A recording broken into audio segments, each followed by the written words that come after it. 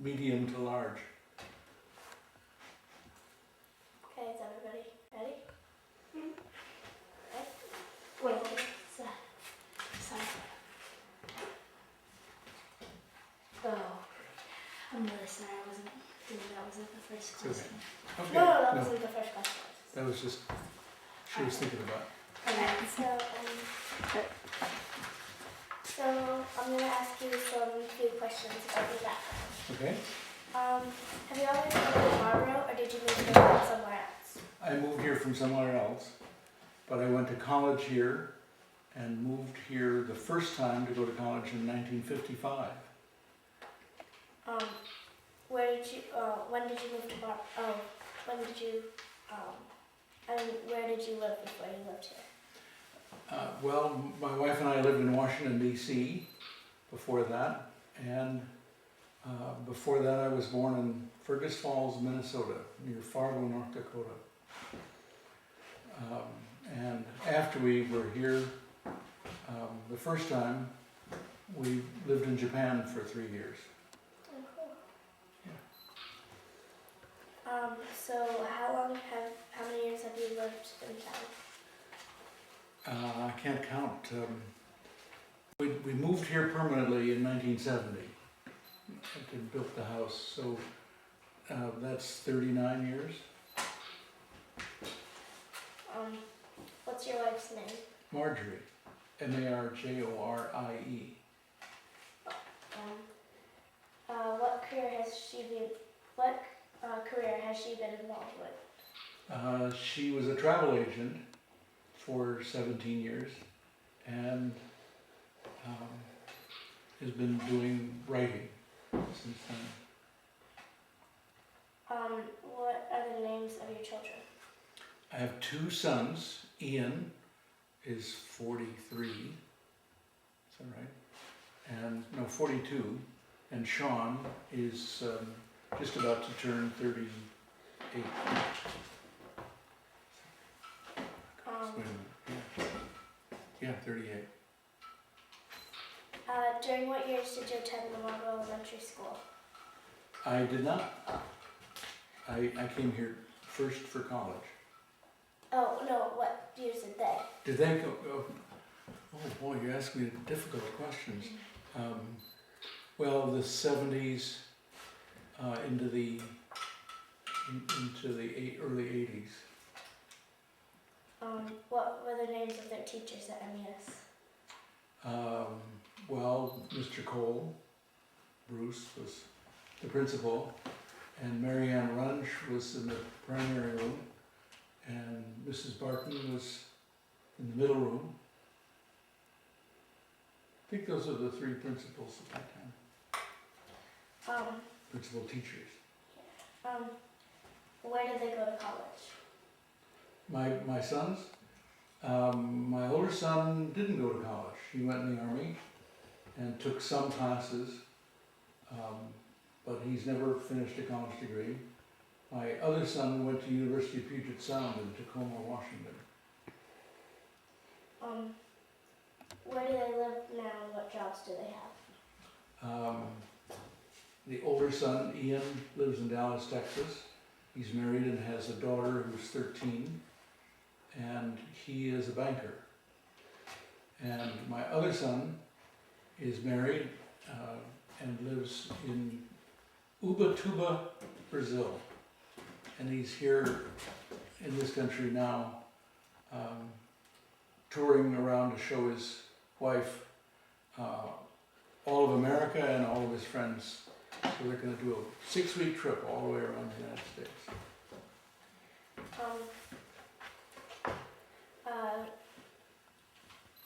Do your children have grandchildren? No grandchildren yet. How would you describe yourself when you were a child? So my son has one, the older son has one, so I have a granddaughter, but he doesn't have any grandchildren yet. How would you describe yourself when you were a child? When I was a child, I don't know. That was 70 years ago. I don't think about it. I remember we had a cottage on a lake, and we swam every day. We listened to radio at 5 o'clock in the afternoon with some, you watched TV, but we didn't have TV then. We listened to radio shows, and there were some great kids radio programs, and things like The Shadow Knows, and wonderful radio programs. And we also, the boys, the houses were all up on piers, so that there was ground underneath the houses, and we'd crawl around and make roads and bridges and drive toy cars, and so we spent our summers underneath houses playing.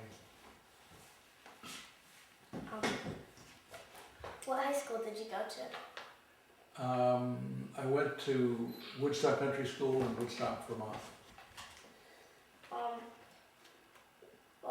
What did you do between high school and college? One summer I worked on a line crew building electric power lines.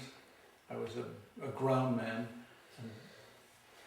I go and get the stuff that they needed and wheel it up on a bucket on a rope to the crew up on the poles. And I went to summer school one summer between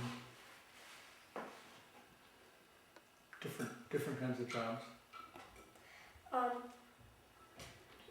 What did you do when you graduated from Marlboro College? I went to work as a sous chef at what is now Colonel Williams Restaurant. It was the very first summer that was open as a restaurant, an inn, and I was assistant cook there. Oh, cool. Yeah, and my wife was an assistant cook at her father's restaurant up in Dover. And so we worked for friendly rival restaurants.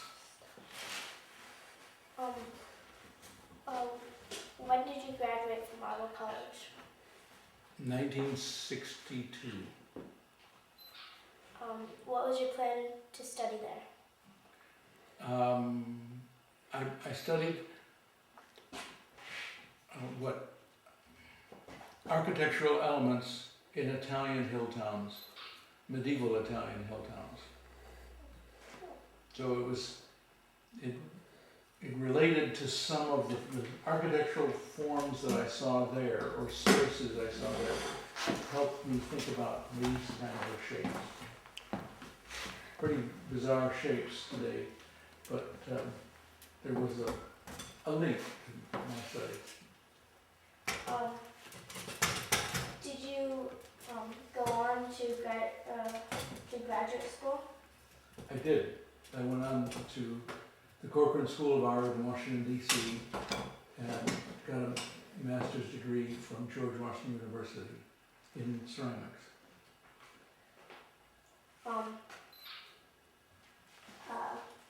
When did you begin to realize that you wanted to be an artist? When I was in college, they didn't have any art classes. There was a drawing class at that time. And that was about it. So while I was in college, I drove up to Wethersfield Bow, Vermont, once a week to take a pottery class. Do you think it's better to learn how to make art in school or on your own?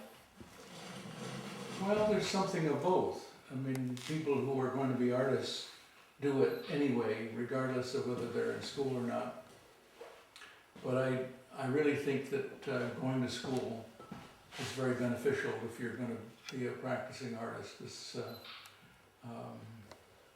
All those basic design courses and basic sculpture courses and printmaking and drawing and all of those kinds of classes help in understanding what you're going to do. So when you make a decision, a lot of this doesn't just happen. You have to decide, well, I want to do this or I want to do that, with a form or whatever. And if you've taken substantial training, you have something to rely on to think, well, I can go this way, I can go that way. And on the other hand, people who have no formal training have a certain kind of freedom, but they're also stumbling over, I feel, they're stumbling over some building blocks. It's helpful to have a background to think about. Are you self-taught? No. I had many teachers. I was a student of pottery for, I think, seven years before I came and set up my own studio. With whom did you study? What? With whom did you study? Well, one teacher in Vermont was Betty Gilson, and the next teacher was Jack O'Leary, and then I went to Washington, D.C., and a teacher there was a Japanese man named Teruo Hara. And after I finished with him, I still didn't really know enough, so I moved to Japan and I worked with Satoshi Kano and then Takashi Nakazato. Those are all the principal teachers. So a lot of Japanese artwork is... Yeah, a lot of Japanese influence. Whose work or what styles do you feel have influenced your own work the most?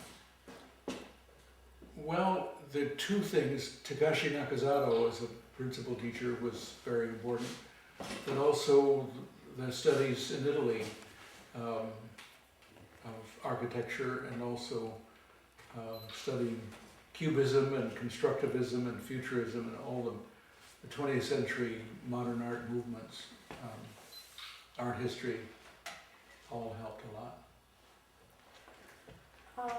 Can you tell me about how that work has influenced your work? Well, as you look at some of the shapes, you know, you look at a piece like this and, you know, what is it all about? It looks pretty strange to me, but it's really about the negative space between the two pieces. I like making what are called diptychs, two-part pieces. And depending on how you set this up, if you would just change it to the opposite direction, that space changes. And if you stand it up, the two pieces will be built together, but they can never stand together. And so that void between the two is very important.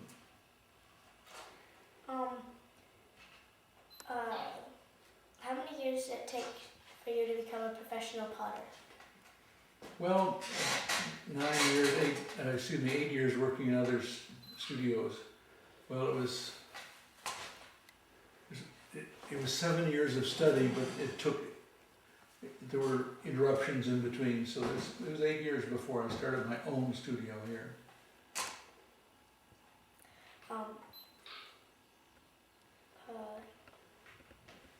Would you give a brief overview of your career? Well, when I started here, I made mostly cups and bowls and pie pans and casseroles, things for everyday use, and I made lots and lots and lots of them. I worked night and day,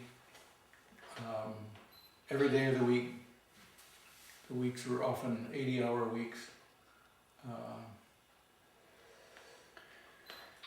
And I taught part-time at Marlboro College as well, but prices were very low and I had to make a lot of things inexpensively in order to make a living. And as time went on, I made fewer little pieces and more bigger pieces, and so that I'm making medium and larger size pieces more for serving and for presenting food or flower vases, things for presenting flowers, now than I did in the beginning. So it's a change, most of scale, from lots of very small bowls to medium and larger bowls. And then about 25 years ago, I started making non-round objects for flower arranging. Many of these had holes in them in the early days so that you could put a flower in them for Japanese modern abstract flower arranging. And I said, oh, these are good forms. They don't need a hole in them. They don't need flowers. So I stopped putting holes in, and now they're just objects. The pots are made on the wheel, the potter's wheel. Sometimes artists need to have other jobs to, in order to make enough money to survive. Have you ever had any jobs other than being a potter? I really haven't. I did work as a bookkeeper for one morning a week, but that was just to help out my wife's business. And I've always been a potter, and I feel very fortunate. Many people want to make fame and fortune very quickly, and I want to make enough money so that I can have the pleasure of doing it again next year. But, having a good lifestyle is more important.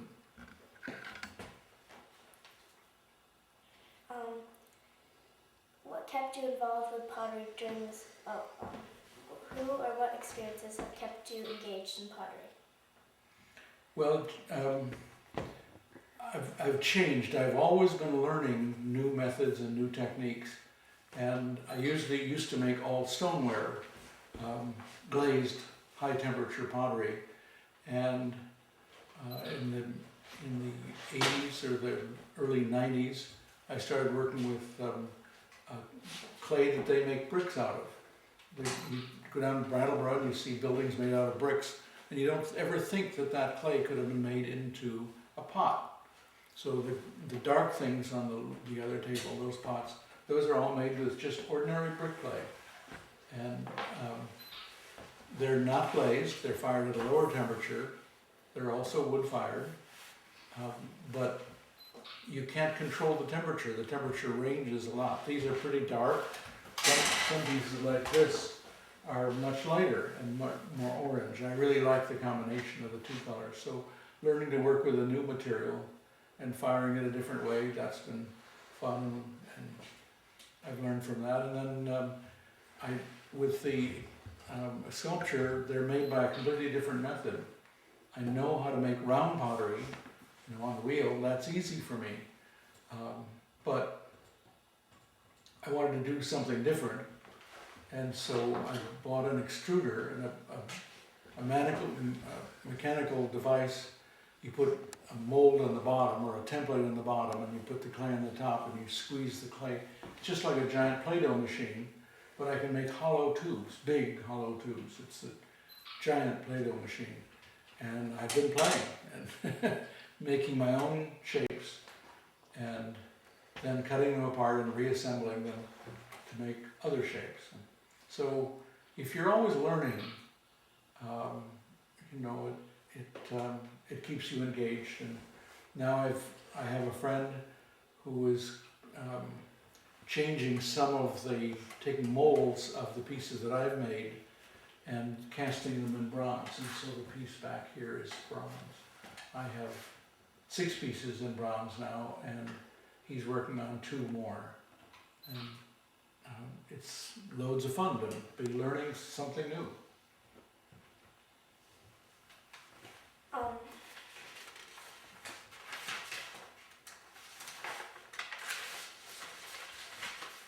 Yeah, we're a long list of questions. Good. When your sons were young, how were you able to balance your work in the studio when you were home with your responsibility at home? Well, my sons were in and out of the studio a lot of the time. They were here, every day, and it isn't a long distance from the house to the studio.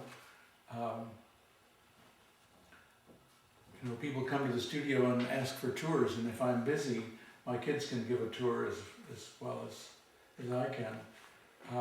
But when the kids were your age, I worked too much. I worked all the time, and so I also worked on many committees, town committees, and craft committees and different kinds of boards.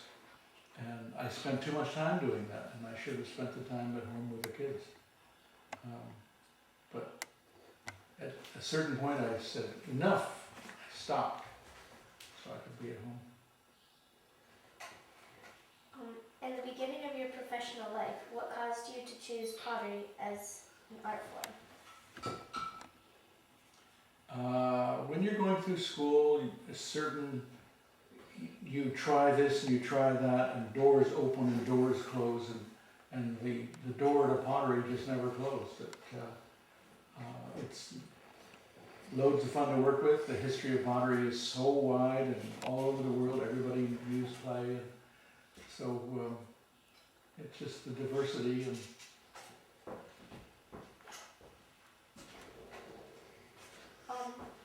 what are some of the reasons why you have continued to make pottery? because I'm still having fun. I'm still learning.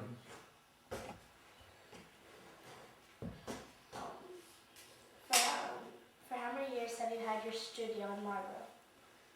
Well, from 1970, the studio was built in 1970, and so that's didn't start working in here until 1971. But so it's, what is it, 38 years?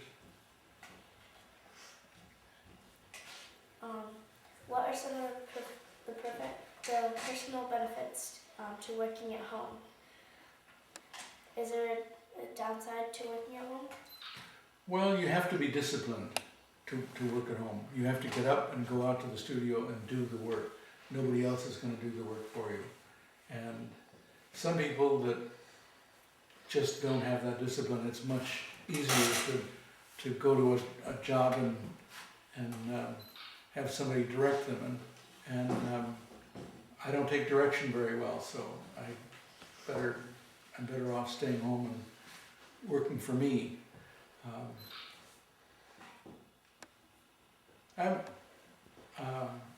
The advantages are some that you can go to work when you want to, and you can walk out the door and go for a walk when you want to. You can go out in the woods or go cross-country skiing or downhill skiing or whatever, go kayaking. But then when you come back, the other side of it is when you come back from that, you have to go to work.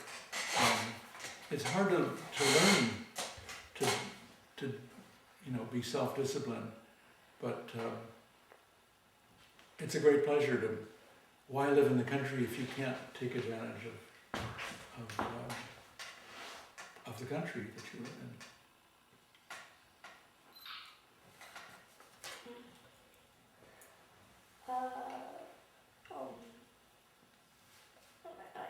What are some of the characteristics that a craft person should have?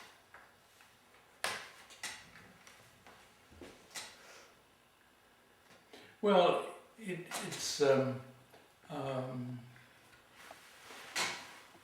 craft is working with your hands and also working with your mind, and so you have to think about what you're doing and understand what you're doing, and also be good.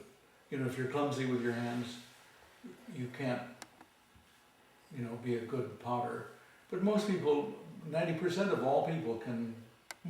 Everybody can do pottery at one degree or another, but at a certain point, if you're not interested in it, you're going to drift away. So,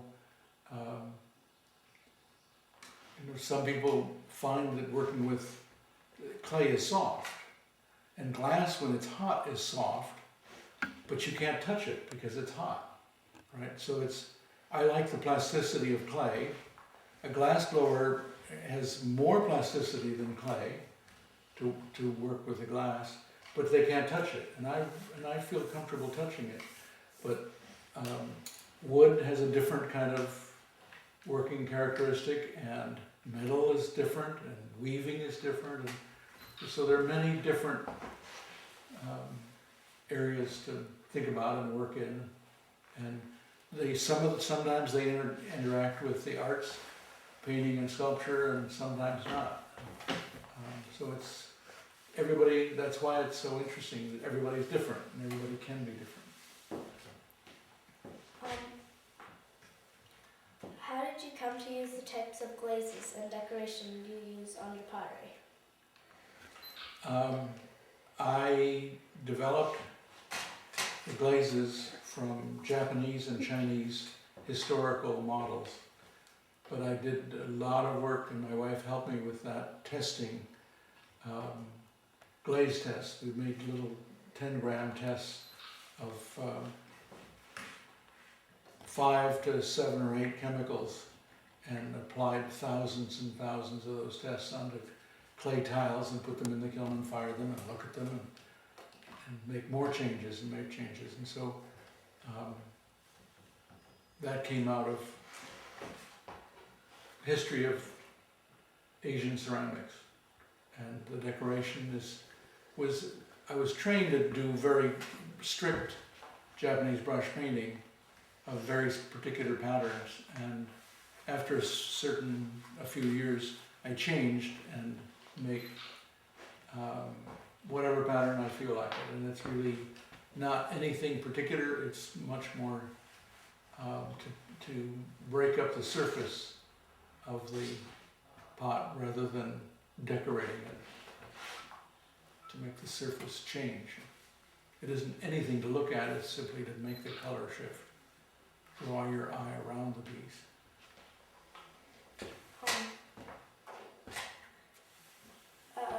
What are types of work you do not glaze?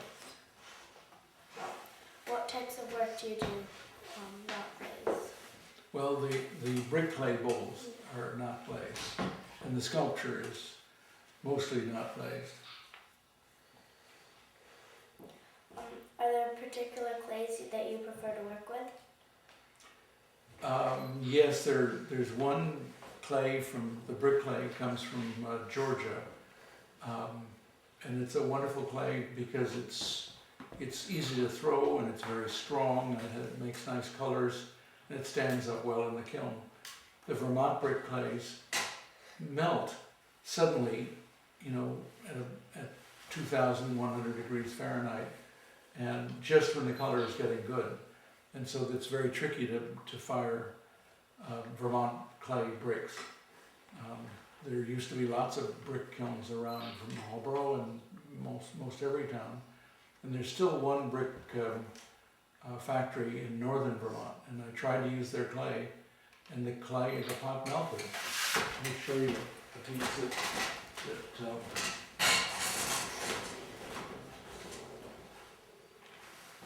is what happens to Vermont. See, it was a pot, but it just slumped, melted down. So that's my favorite clay.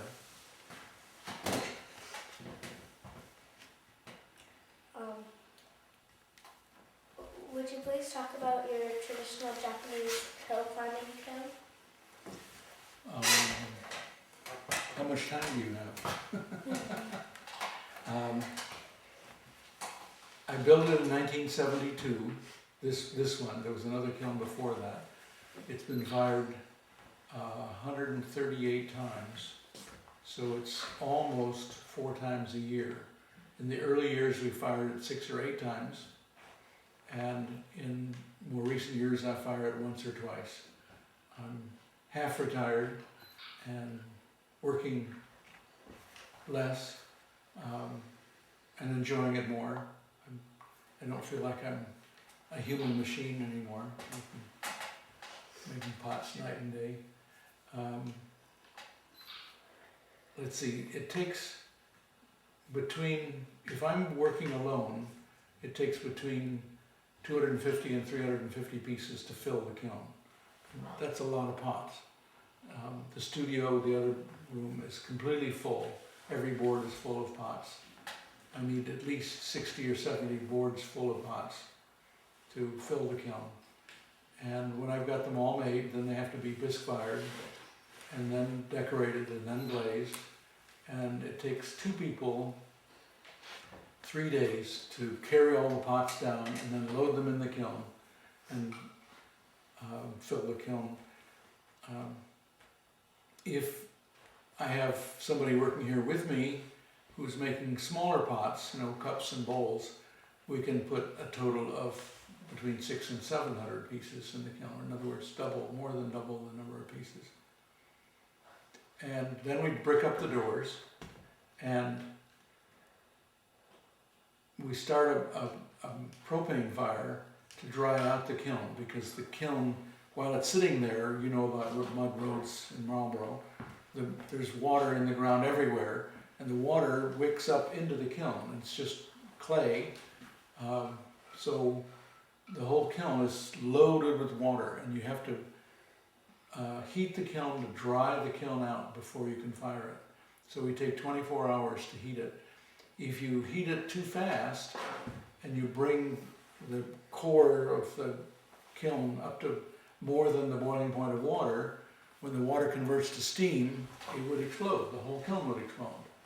And you don't want to do that, so you've got to dry it out very carefully. Then after 24 hours, the temperature is only 300 or 400 degrees Fahrenheit, but it is dry, and so we can fire. And the chimney is drawing, and it's a little bit like a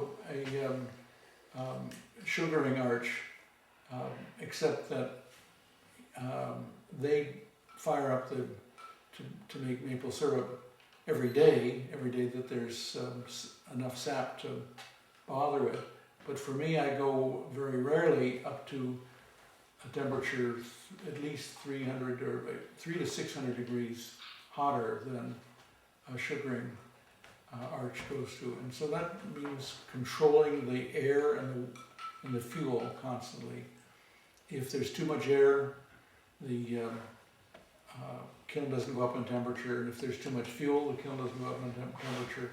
You've got to have the right fuel-air ratio.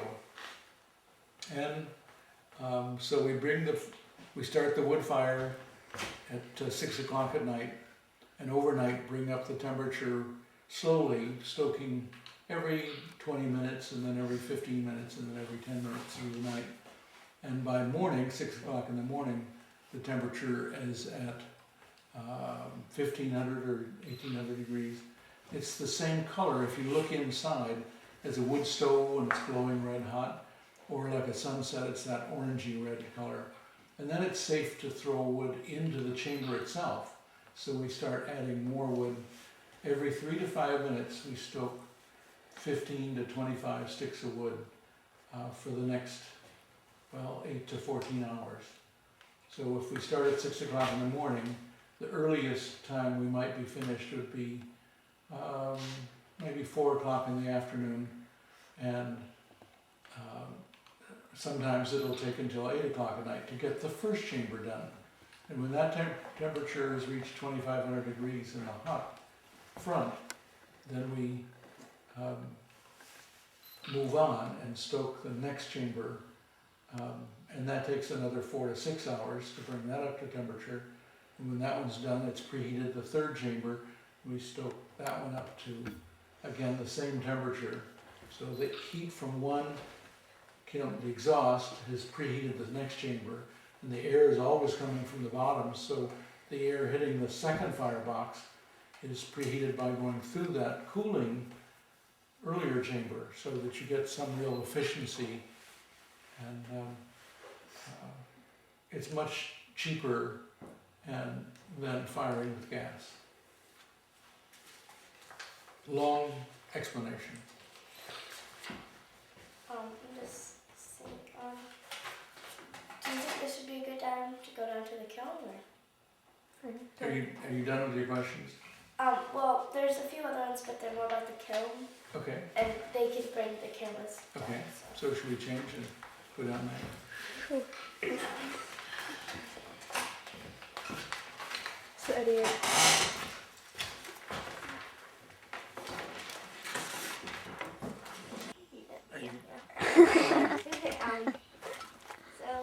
What are these? These are pyrometric cones. They start off standing them straight up. They're You just buy them, and these tell us the temperature. They all melt at a different temperature.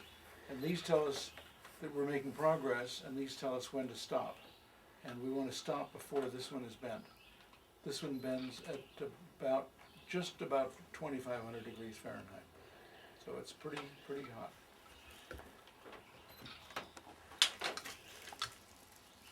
Different sets of them. That's in the back, and that tells us the minimum temperature in the back. What other kilns do you use? I have a small gas kiln in the studio, but it's very small, and it's kind of boring to use. Just the temperature goes up, and you turn it off, and it cools off, and you open it up. This one, you're very much involved with the process. Pottery is process, and so you can't touch fire, but you can feel like you're part of the process by stoking the wood through. I better explain with the camera going that all of this, I climb in and somebody else passes the pots into me. And then when it's all full, all the way to the top, then we brick it up with the bricks back here and leave just the size of one brick, just in front of where the lights are. And that black trough, it's a foot deep and a foot wide and 6 feet long. And we stoke 25 to 35 sticks of wood, or 15 to 25 sticks of wood every 3 to 5 minutes for the entire duration of firing this chamber. So the preheat is down below. This is the first chamber, and then, so this is probably 10 or 12 hours, 8 to 14 hours, something in that range, to fire the first chamber, and then 4 to 6 hours to fire the second, and then just 2 to 4 hours to fire the third. So we're recycling the heat. For an extra 4 hours, we're doubling the capacity, and for 2 more hours, we're almost tripling the capacity.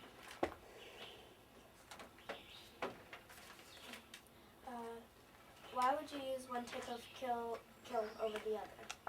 Is that the process? Well, the gas kiln, the pots come out the same way that you put them in. If you put a mistake in the gas kiln, it'll come out a mistake. If you want to come by, or I just want to get a shot. sure, come ahead. Come down beyond us and look back up again, maybe. In the wood kiln, you put it in, and the fly ash is carried on the draft. The ash from with the fire, instead of in a fireplace, it just falls down. But the draft is so strong in here that it zooms up on the air and lands on the front of the pot, and the pot, it glazes like honey. So the fly ash sticks to the pot and changes the chemistry of the glaze during the firing. So some pots shrink and bend in one way, some pieces crack unexplainably. The fire goes this way and that way, up and over, and the flame fills the whole kiln at once. It's a huge, huge flame. And so some pots get touched in beautiful ways and some pots don't. And it separates them out, and the pot becomes its own thing during the firing. So I like wood firing much more than gas firing. What are some of the differences in terms of how they work with the glazes that you use on the pottery? Well, I think I just explained that the gas kiln, it doesn't change the glaze, it just melts it over time. But here, the wood ash changes the chemistry of the glaze during the firing. Does it change the color at all? Yep. How would you say your work has changed over your career? Well, going from stoneware, from small pieces to larger pieces, from stoneware to brick clay, and then from working on the wheel, potter's wheel, to working with an extruder. When we go up to the studio, we should do that, because that's kind of fun. I think you like working with, you like to play, everybody likes working with Play-Doh, right? Anybody not like it?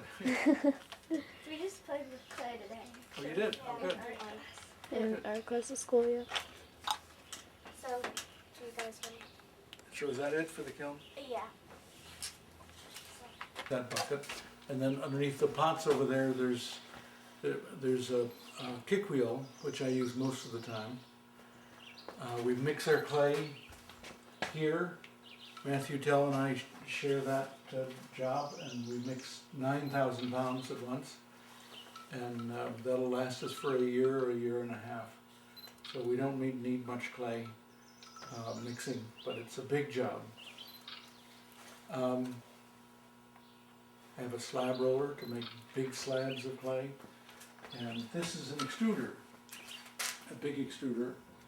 And with Play-Doh you had star shapes and circles and things like that. You didn't actually have tubes, but we can make tubes, and the machine comes with round tubes and square tubes and things. But I made my own dies, my own shapes. This is one of the first that I ever made, a little tiny one that fits up inside. But this is the same shape. The idea is that you attach it here with lots of metal clamps, and you have to center it very exactly. And the clay comes down through and goes through this expansion box. It gets cut by the metal holders here, but there's so much pressure inside that the clay sticks back together again. And so it comes out as a solid tube. Not a solid tube, a hollow tube, and doesn't fall apart. And I make some shapes with that, some shapes with this tube. And this one, it's very complicated because you know how a river flows? When the river has a narrow part, the water flows fast, and you know, like goes in going over a falls or something. There's a lot of flow. But if it's like the Connecticut, very wide, and the flow seems to be real slow and easy. But the clay, you don't think of clay as flowing, but inside this machine the clay actually flows. And because there's a lot of area close to this side, a lot of area of opening, it flows, there's less flow on that side and there's more over here, so that the tube actually twists and bends and it comes out askew. So I've had to, on this one, I've had to change it. So I'm blocking it off so I get more clay to flow there and less clay. This plugs the hole on here, more, so less clay will flow there.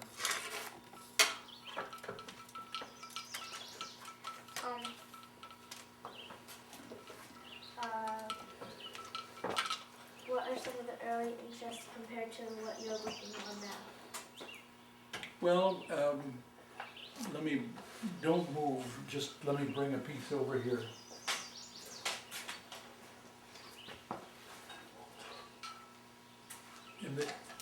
In the early years I made a lot of pie pans, and pie pans you know, make a great cooked crust with a ceramic pie pan. A metal pie pan doesn't get the same crust. And I made a lot of dinnerware too. So those were early interests, and more recent interests have to do with more sculptural shapes. This, by the way, is my gas kiln, the small gas kiln.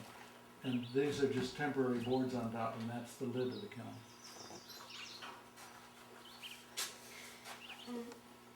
What sorts of things have you made over your career? Pie pans, casseroles, you know, kitchen things, mixing bowls. And then I moved to dinnerware, plates and bowls and cups and mugs. And then more and more salad bowls and big fruit bowls and big salad bowls. And vases, lots of vases. And then later sculpture, so it's a big change. How do you decide what you're going to make? Oh, that's a good question, because in the morning, if you think, oh, today I think I'm gonna make bowls or whatever, and you get out here and you actually start doing it, you might find that your mind is shifted.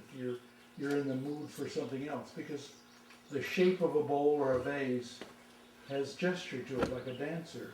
And if you're feeling one way, you may feel like bowls, but you don't know that until you've started. So I let myself be open to change and allow, as my mood changes, to say, who am I today and how am I going to do it differently than I did it yesterday?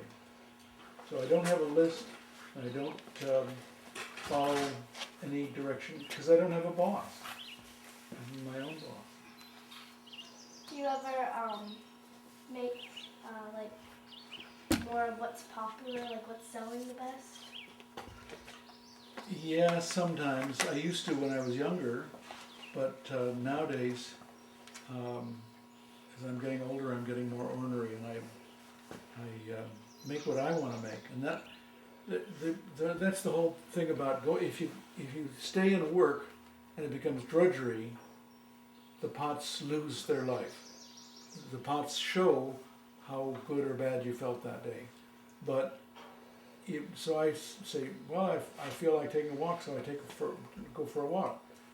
And the point is that when you come back, you'll do better work because you're feeling good about the day and good about yourself. So that's really important. And you're expressing yourself through the clay, and the other person buying it, the user of it, the homeowner that has it,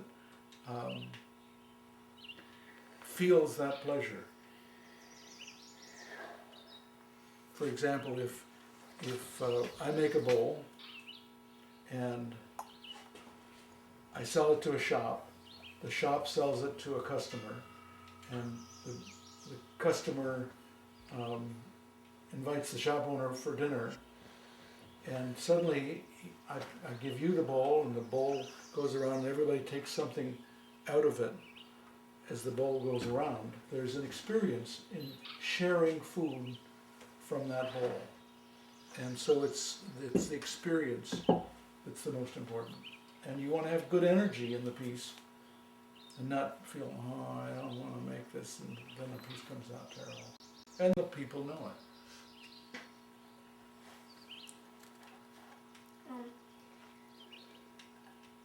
Do you have a favorite period of work that you've made, or a favorite type of work that you continue to like or make? I like to continue to change. Something new. Can you explain what interests you have you about? Can you explain what interests you about that type of work? Can you move that far? Let me show you a piece. That's what I'm working on now.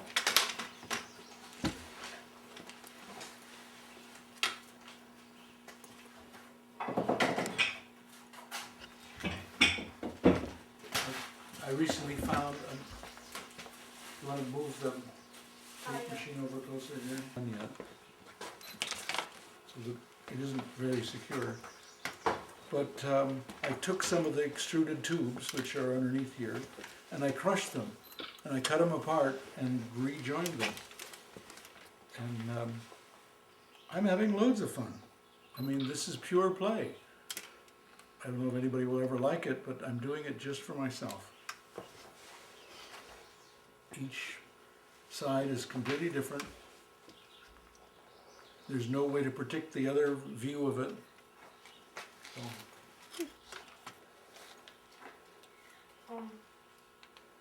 What inspires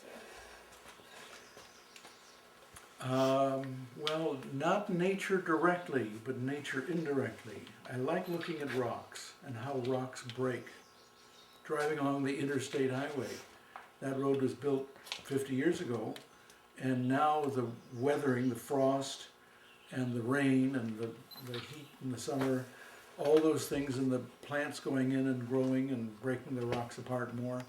When it was new, they looked like they were, cuts made in the rock. Now they look very natural and weathered, and that's what I like. I like looking at rocks more than at trees. Trees confuse me. How does a tree stand up? The roots aren't that big. They're so tall, and the wind blows them so far. But rocks.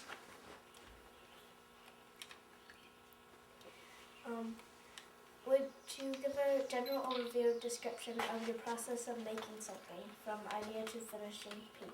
Oh my goodness, that would take a week. Well, and it's also different for pottery and for sculpture. That the pottery,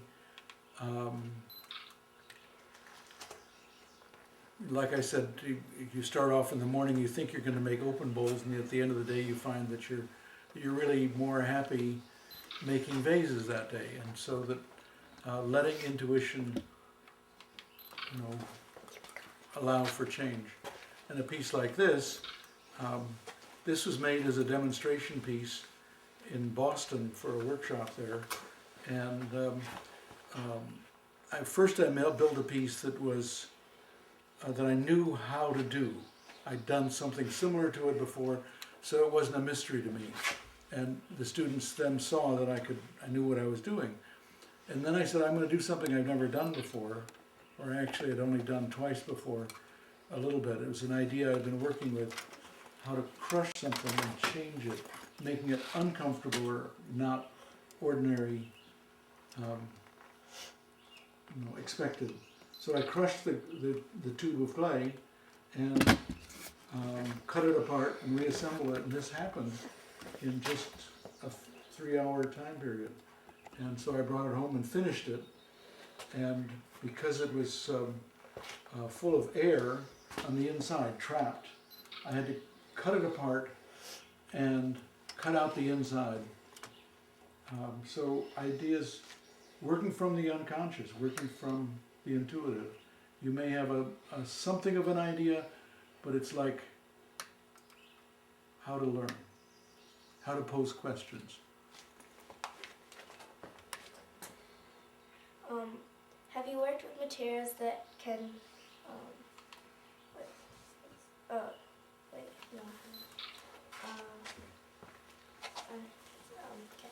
How would you describe your business? As business, the younger people coming out of graduate school today, they have some sense of business, and they are good at promotion and that kind of thing. The people that were trained in my era, we just like doing the work. So I have no concept of the business. Whenever I try to do something that I thought, well, I should do this to make more sales, it doesn't do anything. Nothing ever worked the way I planned, and then, within weeks after trying to do something for business, something else much nicer happens. So, museum calls, or I get a marvelous opportunity that completely out of the blue. So I have no idea. That's not a good thing to tell you, but I don't. A lot of good luck.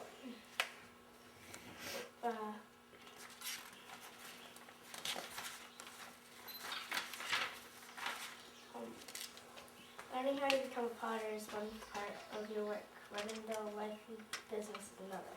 How did you learn to run the business and promotional parts of your job? That's what I just said. Yeah. I don't know. It's just in the beginning, because I was starting off, I wanted to make sales, so I made the prices cheap. but in fact, the early prices were too cheap. They were way underpriced. And it took several years, quite a few years, to learn what the expenses are for running such a big studio, because it's a big space, and you can't let it freeze, so there's got to be heat on here all the time. The kiln was very expensive to build, and it was blind faith. You know, I believed in what I was doing and said, I will. That's why I worked so hard. Then later I learned to raise the prices, and now they seem to me to be very expensive, but that's what it has to be. Do you sell your work in galleries or from your studio? Both. I have, there was one gallery in New York and one gallery in Boston for many, many years. And both of those are now closed. But other galleries have picked up in the space to fill that gap. And I sold, in the summertime, maybe a third of my work right from the studio here. But how did people know to come here? Probably through the galleries. It was easier getting started, 40 years ago, almost 50 years ago, because equipment was less expensive, it was cheaper to build, everything was easier. There weren't that many people, so I got pretty well known early on, and so it's just been, my reputation preceded me.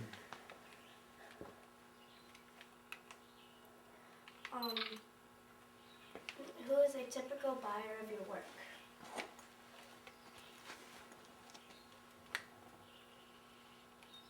Wide range of people. It's amazing. People that come through the door.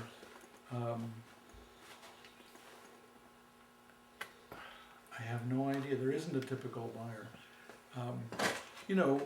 Because things are more expensive, maybe more of them come from New York and Connecticut and Massachusetts. But on Memorial Day weekend, 2 weeks ago, they do a statewide open studios tour, and people come from all over the state. I get people from northern Vermont coming here, and New Hampshire and Maine, and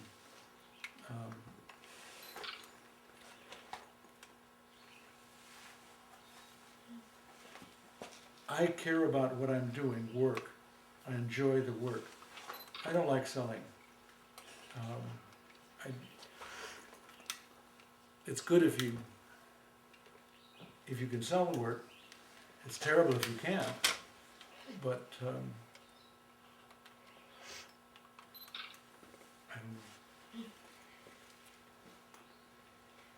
do your buyers ever tell you why they bought the piece of yours?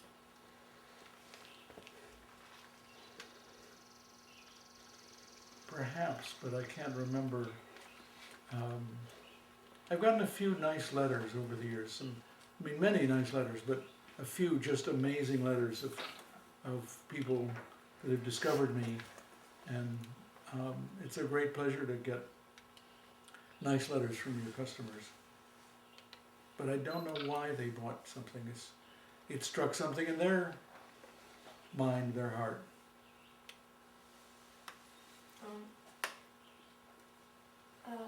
Would you please describe a typical day of work from when you get up until you finish in the studio?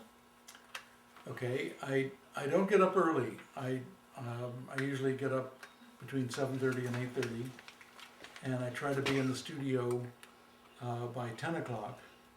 But I don't often do much work in the morning. I do cleaning and chores. There are lots of side mixing glazes or taking care of a mess that I left the day before or whatever.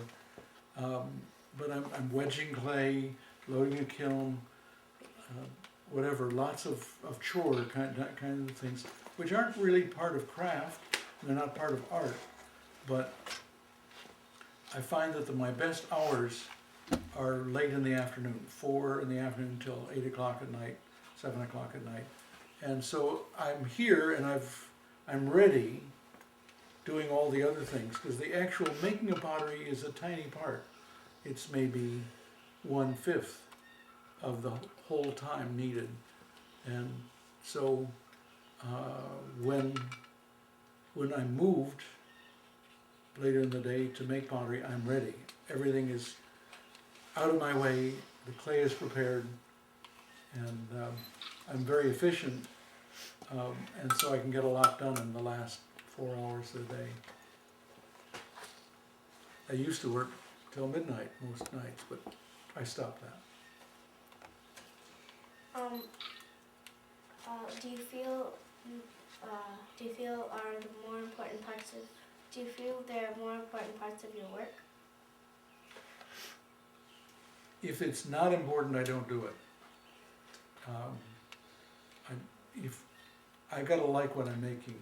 Now, I've made a lot of dinner plates in my life. You know, thousands of dinner plates. I don't know the number. Hundreds of sets of dinner plates.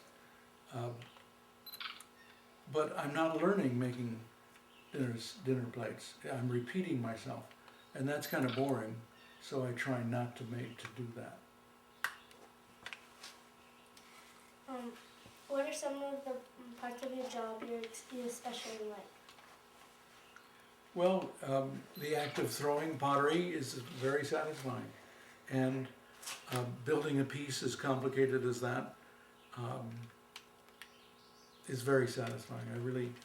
The whole wide range of it is just very unexpected.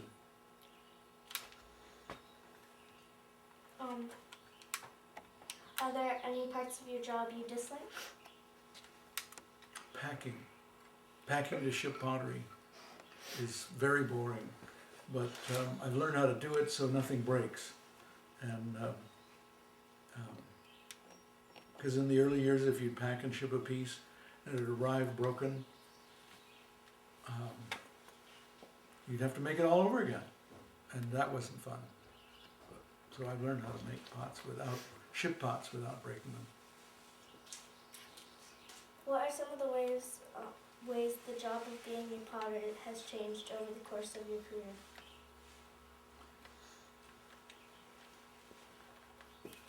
Well, there's a lot more and better equipment. You know,